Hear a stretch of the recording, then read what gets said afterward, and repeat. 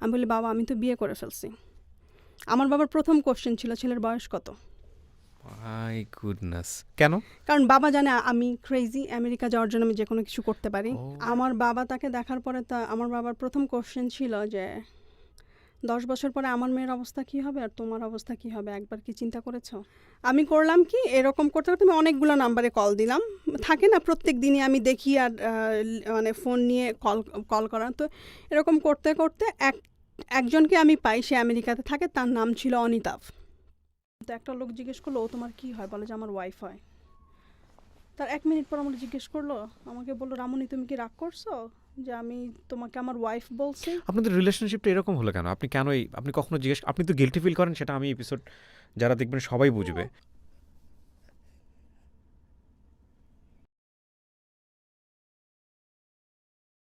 প্রিয় দর্শক এবং শ্রোতা, মূল ভিডিওটি শুরু করবার আগে আপনাদের সবার জন্য একটি গুরুত্বপূর্ণ তথ্য দিতে চাই।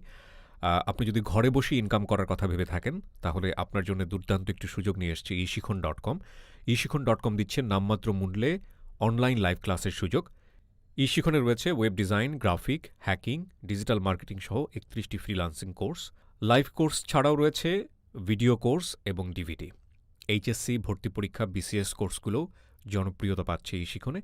সারা দেশে রয়েছে eShikhon-এর 70টি এজেন্ট সেন্টার। eShikhon.com ওয়েবসাইট থেকে রেজিস্ট্রেশন করে ভর্তি হয়ে যান আপনার কাঙ্ক্ষিত কোর্সে। আর বিস্তারিত আরও যদি জানতে চান, তাহলে ভিডিও ডেসক্রিপশনে লিঙ্ক দেওয়া আছে, আপনি লিঙ্কে ক্লিক করে ওদের ওয়েবসাইটে যান এবং টু বি অনেস্ট, ওদের ওয়েবসাইটে গেলে আপনি ইমপ্রেস হয়ে যাবেন। আপনি সরাসরি ফোনও করতে পারেন, ফোন নাম্বারটি আমি ভিডিও স্ক্রিনে দেখাচ্ছি। এছাড়া মুখেও বলে দিচ্ছি, 09639399399। এছাড়া আরও একটি নাম্বার রয়েছে, 017057769939। এবার চলে যাচ্ছি আমরা মূল ভিডিও। প্রিয় দর্শক এবং শ্রোতা, আসসালামু আলাইকুম। আশা করছি ভালো আছেন সবাই। দোয়া এবং শুভকামনা জানিয়ে শুরু করছি স্টুডিও অফ ক্রিয়েটিভার্সের আরও একটি উদ্যোগ, লাইভ। আমি যে রেডিও অনুষ্ঠান জীবন গল্প করেছি, এবং সেই জীবন গল্প বা হ্যালো ইট 920, সেটারই একটা পিউরিফাই একটা ফর্ম, এবং মানুষ আসলে দেখতে চায় কারা এই গল্পগুলো বলে। তো যারা আসলে সোশ্যাল মিডিয়াতে এই গল্পগুলো বলতে চান, তাদেরকে নিয়ে আমার এই আয়োজন। এবং অবশ্যই বরাবরের মতো যে কাজটি আমি করেছি, সবসময় করি, সেটা হলো একটা পুরো গল্প শোনার পরে বা একটা পুরো গল্প দেখার পরে যে মেসেজটা আমরা চাই, সেই মেসেজটা আছে কিনা। আমার সঙ্গে যিনি আছেন তার সঙ্গে আপনাদের পরিচয় করিয়ে দেবো। প্রথমে নামটা একটু বলতে হবে যে। আমার নাম রহিমা আফরোজা। রহিমা আফরোজা। জি, রহিমা আফরোজা, আপনার বয়সটা বলতে হবে। আমি এখন 32। 32। ওকে। Yes, আপনি আমেরিকান সিটিজেন? জি। ওকে। কত সালে হয়েছেন আমেরিকান সিটিজেন? 2018-এ। 2018-এ? খুব বেশি দিন হয়নি। November 28, yeah. ওকে। এছাড়া জন্ম জেলা? জন্ম ঢাকাতে, আমাদের মুগদাতে। আচ্ছা। আমি ঢাকাতেই বড় হয়েছি, মুগদাতে। ওকে। আমি আসলে, আমাদের ফ্যামিলিটা মিডল ক্লাস ফ্যামিলি, 3 ভাই 1 বোন, আমি সবার ছোট। তো আনফর্চুনেটলি আমার মেঝো ভাইটা 18 বছর 5 মাসে ব্রেন স্ট্রোক করে মারা যায়। বাবা খুব ব্যস্ত ছিলেন আপনার ব্যবসা নিয়ে। আমাদের পিরিয়ামিনি মার্কেটে তখন 5টা দোকান ছিল, তো আব্বা ব্যবসা বাণিজ্য সব কিছু নিয়ে ব্যস্ত। আপনি এই যে গল্পটা বলছেন, তখন আপনার বয়স কত? স্কুল লাইফের কথা বলছি আচ্ছা।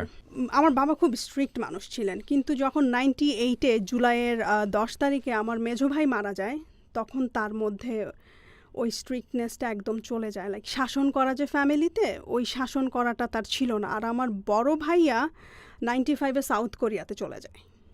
তো আমি যখন ক্লাস 10-এ পড়ি, তখন বাবা তার সব ব্যবসা বাণিজ্য সব কিছু গুটিয়ে ফেলে। গুটিয়ে সে বাড়ি করবে। তখন আমরা টিন শেড বাসায় থাকি। তো বাড়ি করবে, সব কিছু বিক্রি করলো, মানে আমাদের জাস্ট দোকানগুলো বিক্রি করলো।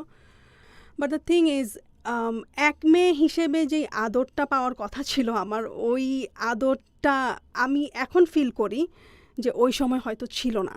আমি যখন ইন্টারমিডিয়েটে পড়ি, তখন আমার পরিবার সিদ্ধান্ত নিল যে আমাকে বিয়ে দিয়ে দিবে। বিয়ে দিতে চাওয়ার কারণটা ছিল এরকম, আমার ভাইয়া আমার এক বান্ধবীকে খুব পছন্দ করতো। আচ্ছা। বাট পার্সোনালি আমার ফ্যামিলি চাইতো না যে ওই ফ্যামিলিতে ভাইয়া বিয়ে করুক। হুম। তো এইটা নিয়ে আমার ফ্যামিলি ভেটো দেয়, আমিও ভেটো দেই যে না, ও আমার বান্ধবীকেই কেন বিয়ে করতে হবে। ওকে। তো যাই হোক, তখন আমার ছোট ভাই আমার সাথে অনেক খারাপ ব্যবহার করা শুরু করলো। তো এইরকম অবস্থা দেখে আমার বাবা সিদ্ধান্ত নিল যে সে আমাকে বিয়ে দিয়ে দিবে। তো ইন্টার আমি কমপ্লিট করলাম। কমপ্লিট করার পরে অনেকজনই দেখতে আসে। তো তার মধ্যে একটা ফ্যামিলি ছিল যে ছেলের বোন আমাদের এলাকাতে বিয়ে দেওয়া। মানে বিয়ে দিয়েছে। তো একদিন আমি, আমার বাবা খুব অসুস্থ, আমি ফার্মেসিতে ওষুধ আনতে যাই। তো তখন ছেলেপক্ষের বেয়াই সে আমাকে দেখে। তো দেখার 2 দিন পরেই সে আমাদের বাসায় বিয়ের প্রস্তাব পাঠায়। তারপরে তারা আসলো, আমার স্পষ্ট মনে আছে, ডিসেম্বরের 30 তারিখ 2008 সালে আসলো তারা আমাকে দেখতে। দেখে তাদের পছন্দ হলো। ডিসেম্বরের 31 তারিখে আমার বিয়ের দিন তারা ঠিক করলো। জানুয়ারির 3 তারিখ আমার বিয়ে হবে। কারণ হচ্ছে ছেলে আমেরিকাতে থাকে, ছেলের হাতে বেশি সময় নাই, কি বলে এটাকে, ছেলেকে চলে যেতে হবে। হোয়াট ইজ ইউর রেসপন্স, মানে হোয়াট ওয়াজ ইউর রেসপন্স? আমার রেসপন্স ছিল যে বাবা মা যেইটা সিদ্ধান্ত নিবে আমি সেইটাই করব। মানে হয় না ওই টিনেজ বয়সে তো আমরা অনেক সময় ফলিং থাকি কারো না কারোর প্রতি বা ওরকম না, ওই রকম কখনো ছিল না। ছিল না? ওকে। না, জানুয়ারির 3 তারিখে আমার বিয়ে হলো। বিয়ে হয়ে গেল? বিয়ে হয়ে গেল, কিন্তু আমার বাবা যেই একটা ভুল করলেন, ছেলের বাড়ি ঘর কোথায়, ছেলে কি করে না করে কিচ্ছু দেখলেন না। ছেলে আমেরিকাতে থাকে সেইটাই। কারণ ছোটবেলা থেকে তার ইচ্ছা ছিল, আমি প্যান্ট শার্ট পরতে খুব পছন্দ করতাম। তো তার ইচ্ছা ছিল যে তার মেয়েকে সে আমেরিকাতে বিয়ে দিবে। আমার বাবাও আমেরিকাতে ছিল 4 বছর। আপনি প্যান্ট শার্ট পরতেন এই কারণে? হ্যাঁ, আমার বাবার মেন্টালিটি ছিল যে আমি বাইরের কান্ট্রিতে সেটেল হতে চাই, প্যান্ট শার্ট পরি অলওয়েজ। আমার মেন্টালিটি একটু ডিফারেন্ট, আমাকে সে বাইরে বিয়ে দিবে, বাইরের ছেলে দেখে। বিয়ের গাড়িতে করে যখন ওর বাসার কাছাকাছি এসে সে আমাকে বলছে, তুমি কি হেঁটে যাবে না রিকশায় যাবে আমাদের বাসায়? তো আমার না জিনিসটা কেমন যেন খটকা লাগলো। তখন তাদের বাসা ছিল মানিকদি। তো গাড়ি মেইন রোড থেকে নেমে এমন চিপা রাস্তা, 5 মিনিট হেঁটে যাওয়া লাগবে, ইদার রিকশায় যাওয়া লাগবে। আর রিকশায় যদি যাই আমি, তাহলে ওই রাস্তা দিয়ে একজন মানুষ পাস করতে পারবে না। মানে গলি, এত গলি, আর এইরকম গলি আমি জীবনে কখনো দেখি নাই মুগদাতে। কারণ আমি যেহেতু বর্ন অ্যান্ড ব্রট আপ আমার মুগদাতে, আর তখন জগৎটাও আমার ছোট ছিল, খুব বেশি বড়ও ছিল না। তো যাই হোক, রাতের বেলা আমি গেলাম ওদের বাসায়। সকালবেলা যখন ঘুম থেকে উঠলাম, বারান্দায় গেলাম, তারপরে দেখলাম যে ওদের বারান্দার ওখানে বিশাল বড় ঝিল। আর আমি মনে মনে বললাম যে আব্বা আমারে কোন সাগরে ফেলে দিল। ঝিল হলে তো খুশি হওয়ার কথা, সুন্দর দৃশ্য। না, আমার কাছে ওইটা ভালো লাগছিল না। মানে রাস্তাটা দেখেই আমার যেন ওই রাত থেকে ইমপ্রেশনটা নষ্ট হয়ে গেছে। আমি ছোটবেলা থেকে আমার যেরকম ড্রিম ছিল যে বিশাল বড় বাসা হবে, সব কিছু সুন্দর ঝকঝকে তকতকে হবে, একটা ড্রিম থাকে না মেয়েদের, যে আমার শ্বশুর বাড়িটা এই রকম হবে। হ্যাঁ, না, ড্রিম বয় বাদই দিলাম, বাট শ্বশুর বাড়িটা অনেক সুন্দর হবে, আমার বিয়েটা অনেক ধুমধাম করে হবে, বাট সেটা হয় নাই। ছোটখাটো একটা অনুষ্ঠান করে জাস্ট দিয়ে দেওয়া। আমাদের রিলেটিভস কেউ যদি তার সাথে কথা বলতো না, সে একই কথা বলতো যে আমি তো বিয়ে করতে চাই নাই, আমার ফ্যামিলি আমাকে জোর করে বিয়ে করিয়ে দিয়েছে। এটা মানে ছেলেটা বলতো সব সময়। তো আমি একদিন না খুব রাগ হয়ে ওকে বললাম যে এইটা তো দরকার কি ছিল। তো পরে আমি জানতে পারি এজ গ্যাপ কত ছিল তখন। ওর সাথে আমার এজ গ্যাপ ছিল 9 ইয়ার্সের। 9 ইয়ার্স। পরে আমি শুনতে পারি যে আমাকে যেদিন সে বিয়ে করে, মানে যেদিন আমাদের বিয়েটা ঠিক হয়, 31 ডিসেম্বর থেকে 3 জানুয়ারি পর্যন্ত তাকে রুমে অলমোস্ট নজরবন্দি করে রাখা হয়। তারপরে সে আমাকে বিয়ে করতে আসে। ও ওখানে আমেরিকাতে একটা মেয়েকে পছন্দ করে, সিলেটি মেয়ে। ওই মেয়েকে যদি বিয়ে করে তাহলে তাদের সাথে যোগাযোগ করবে না, তারা তাদের ছেলেকে লুজ করবে। এটা আপনি শুনেছেন? শুনেছি। আমি মনে হয় বিয়ের 3 দিনের দিনই আমাকে রান্নাঘরে ঢুকিয়ে দেওয়া হয়েছে। ও যাওয়ার মনে হয় 3-4 দিন আগে একটা মেয়ে ফোন করেছে, আমি ফোনটা ধরলাম।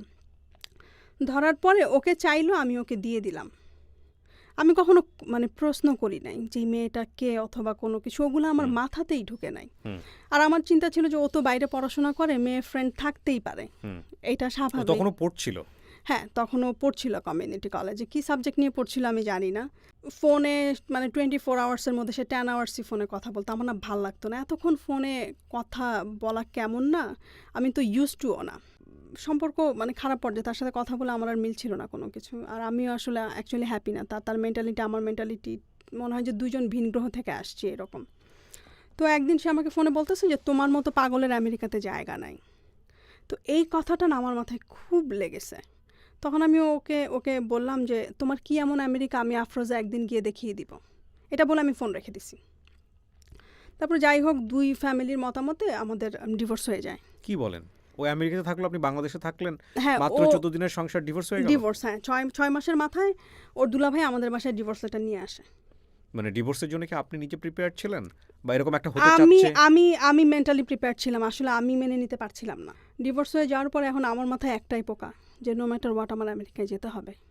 আচ্ছা, তো আপনার ফার্স্ট জামাই যিনি আপনার মাথায় ঢুকিয়ে দিয়েছেন এই সেন্টেন্সটা, তোমার মতো মানুষের আসলে আমেরিকাতে জায়গা নেই। পাগলের আমেরিকাতে জায়গা নাই। আচ্ছা, তো তারপর আমি চিন্তা করলাম যে কিভাবে আমি আমেরিকা যাব। আর তখন সবসময় তাহাজ্জুদে নামাজ পড়তাম আর আল্লাহর কাছে কান্নাকাটি করতাম, আল্লাহ তুমি আমাকে একটা ওয়ে দেখিয়ে দাও। তারপর আমি না প্রথম আলো পত্রিকা আমাদের বাসায় রাখতো, তো ওখানে ওই যে পাত্র চাই পাত্রী চাই কলামটা আছে না, আমি প্রত্যেক দিন ওই যে পাত্র চাই বিদেশে থাকে, আমেরিকা, এগুলো দেখা শুরু করলাম। মানে আমাকে যেভাবেই হোক আমেরিকা যেতে হবে, যেতে হবে, এবং যাওয়ার রাস্তা হচ্ছে আমেরিকান একটা পাত্রকে বিয়ে করতে হ্যাঁ, হবে। আমেরিকান পাত্রকে বিয়ে করতে হবে।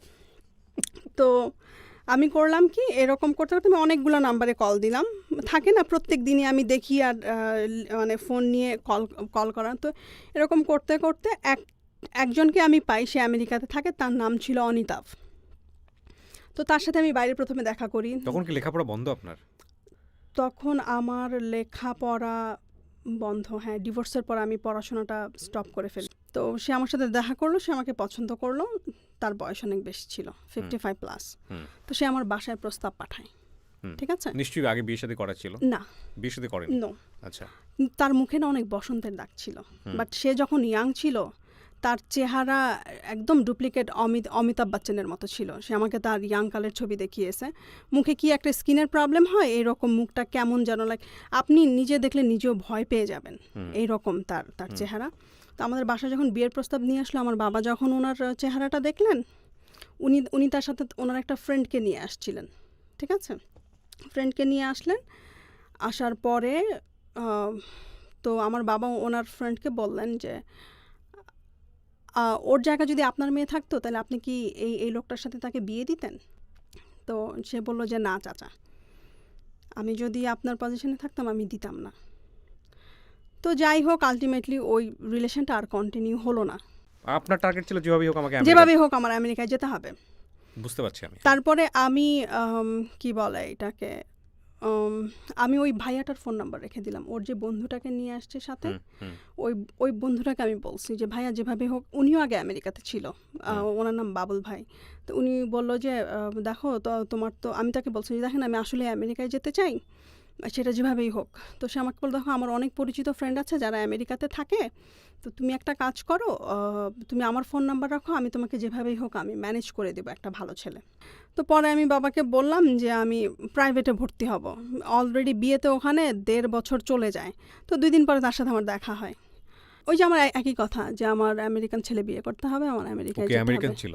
হ্যাঁ, সেও আমেরিকান ছিল।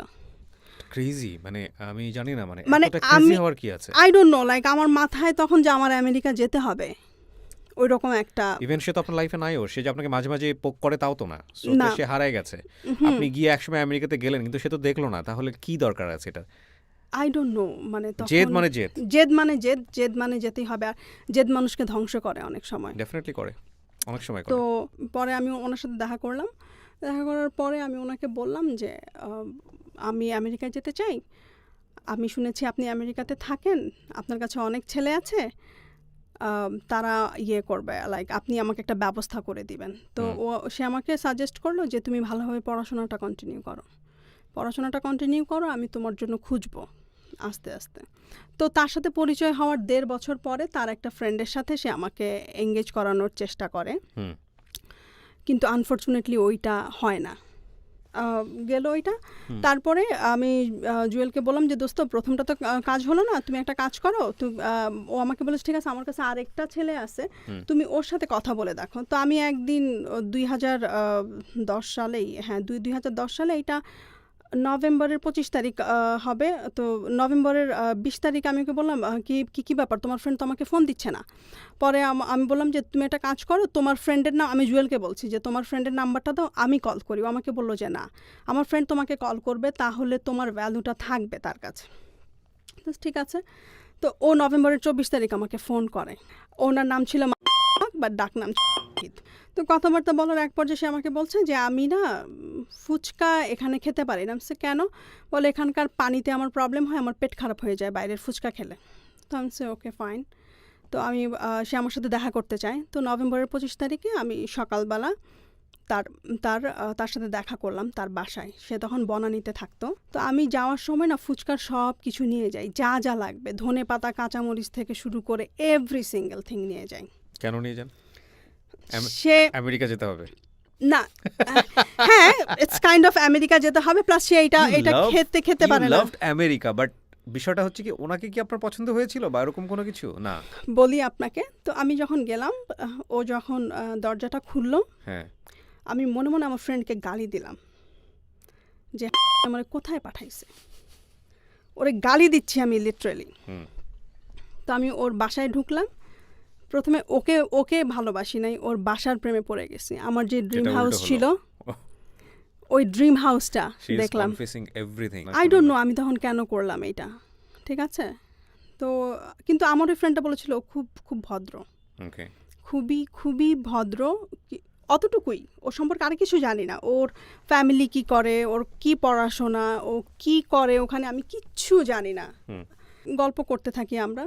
32 বছরের ডিফারেন্স তখন মনে হয় নাই আমার। লাইক ওর সাথে যখন আমি গল্প করতাম, মানে কথা বলতাম। আপনার থেকে ওর 25 বছরের ডিফারেন্স ছিল? 33 বছরের ডিফারেন্স ছিল।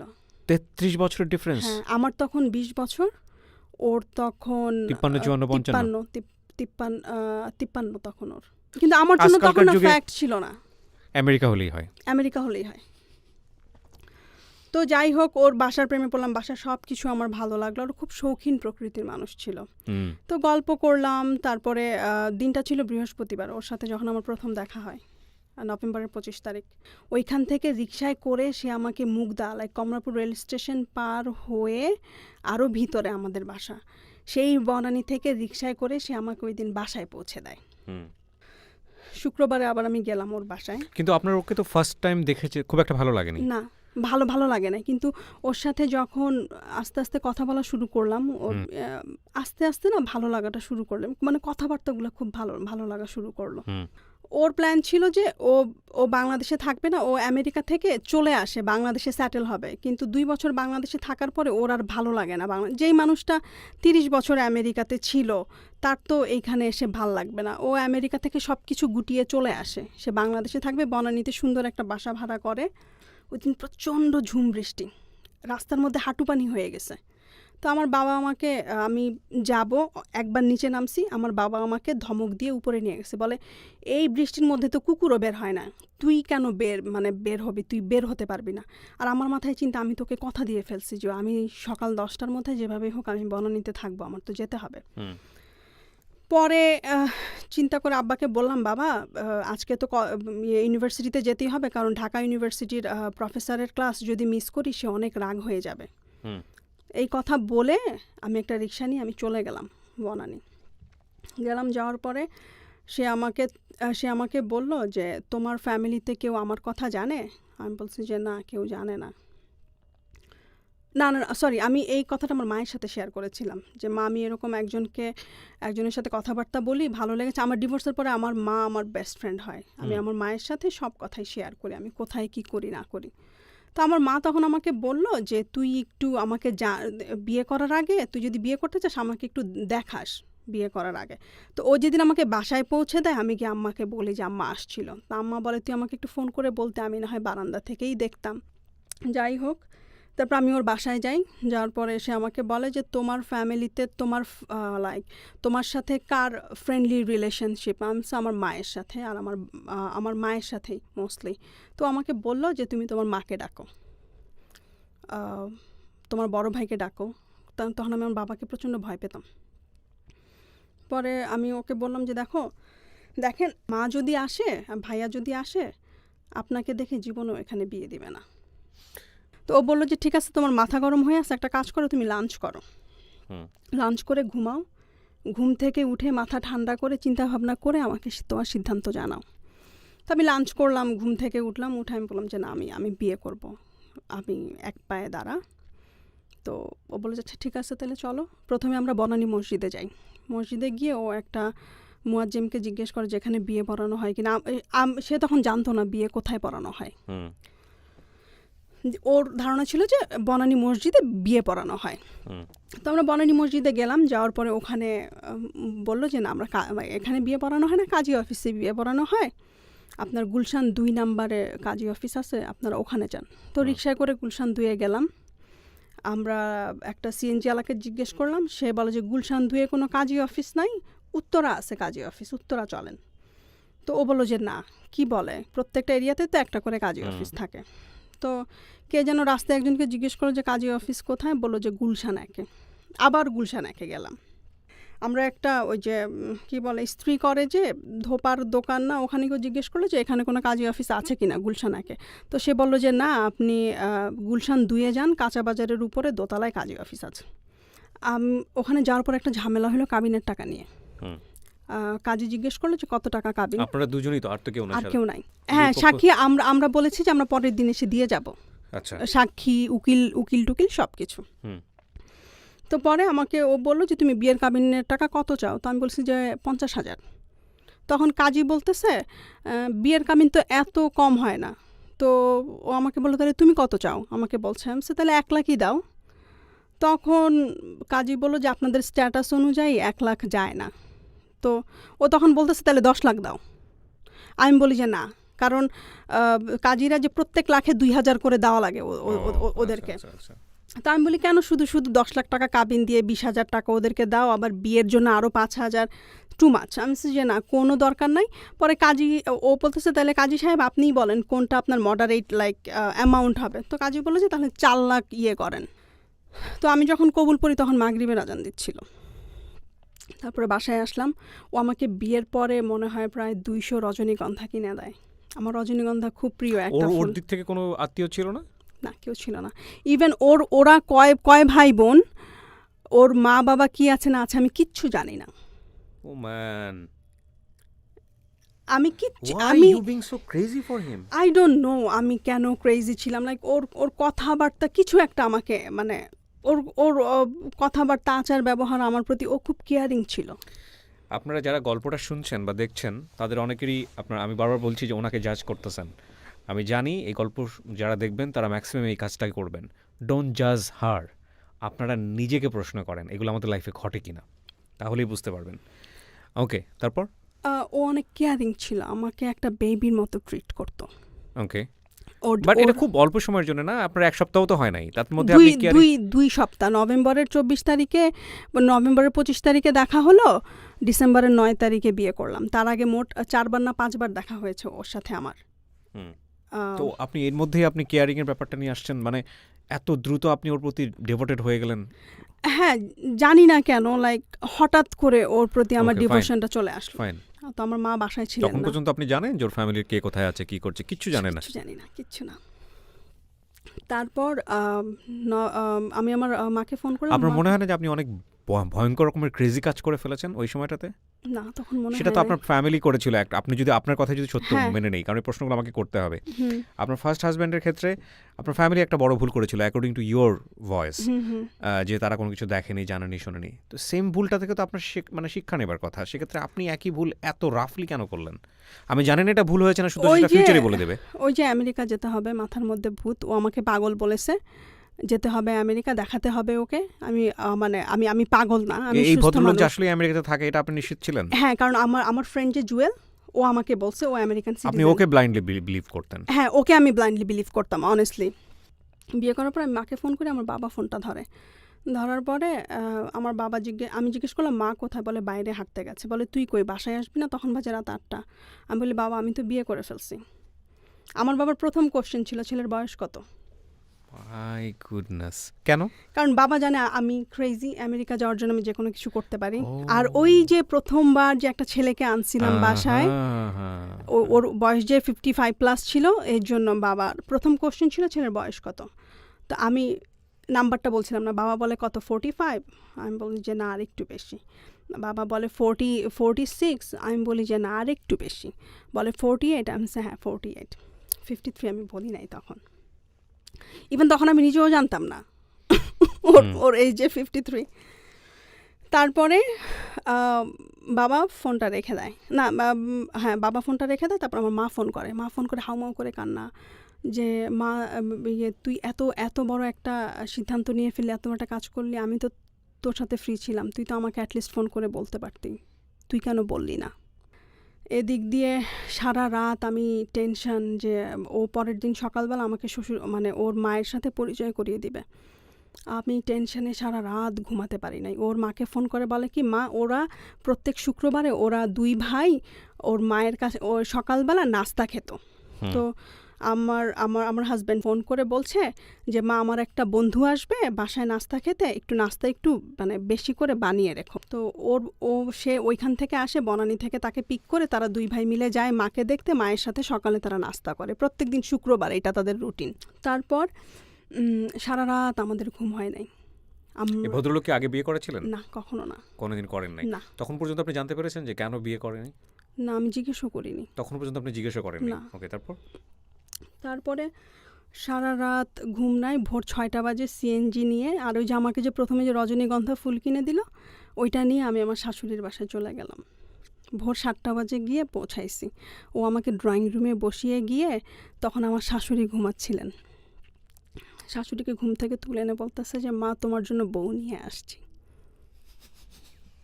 আমার মনে হচ্ছে আমার আমি শাশুড়ি ক্যামেরা থেকে পালাই যাই, cause I am feeling you, এবং পুরো গল্পটা চোখের সামনে ভাসতেছে।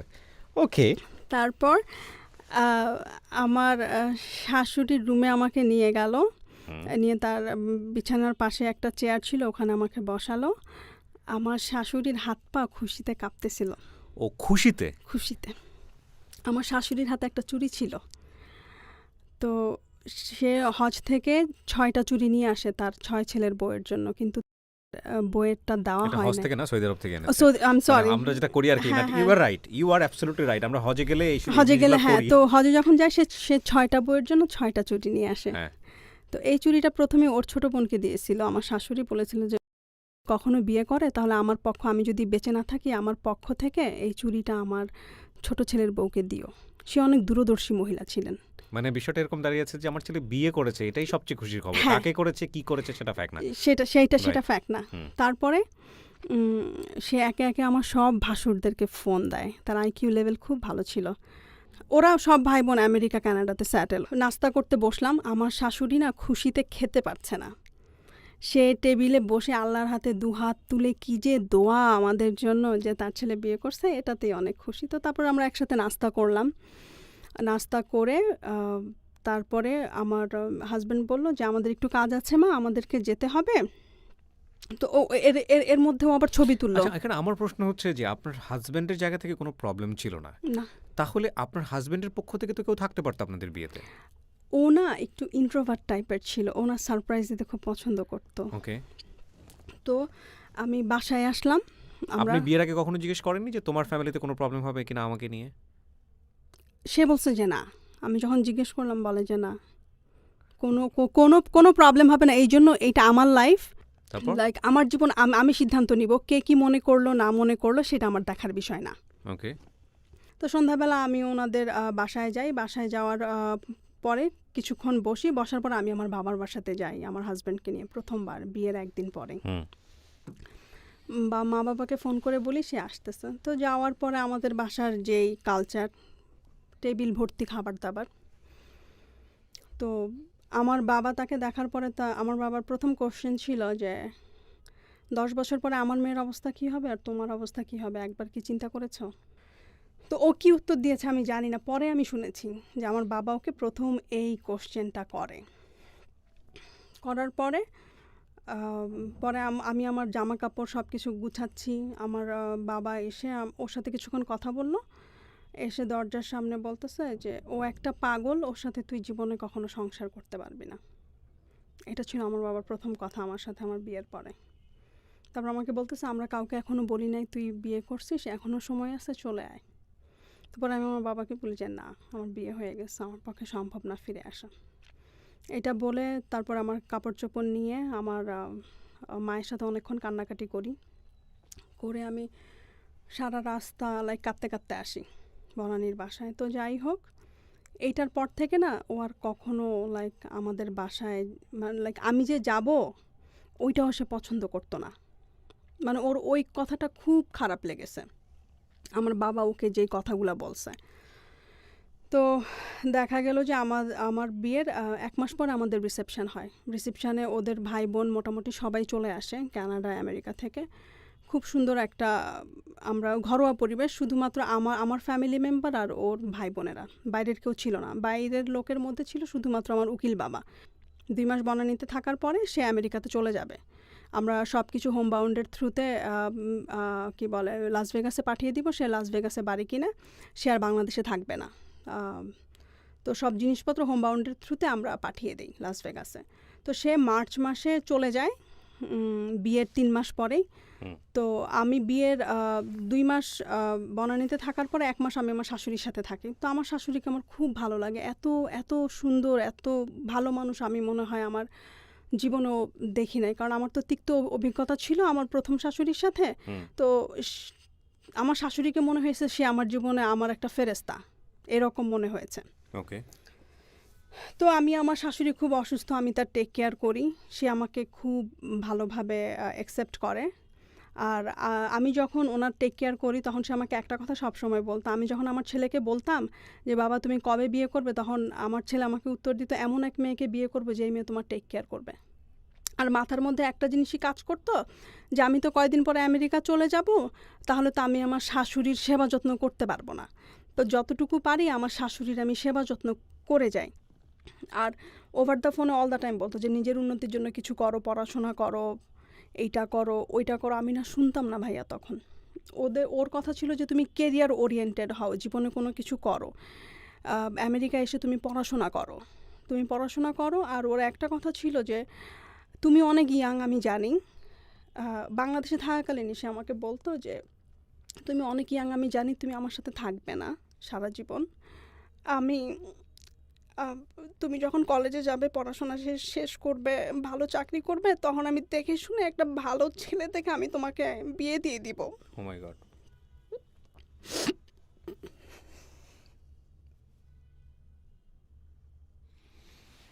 আমি শুধু আপনাদেরকে এতটুকু বলতে পারি যারা এতক্ষণ ধৈর্য ধরে শুনেছেন, আমি সবসময় একটা কথা বলি যে জীবন নাটকের চেয়ে অনেক অনেক বেশি নাটকীয়। এই স্টোরিটা কোথা থেকে বাঁক নিয়ে কোথায় গিয়ে দাঁড়িয়ে কোথায় গিয়ে থামবে আপনারা ইমাজিন করতে পারবেন না। লাস্ট ব্রেথ মানে স্টোরির লাস্ট মিনিট পর্যন্ত আপনাদেরকে রিকোয়েস্ট করব শোনার জন্য। ওয়াও।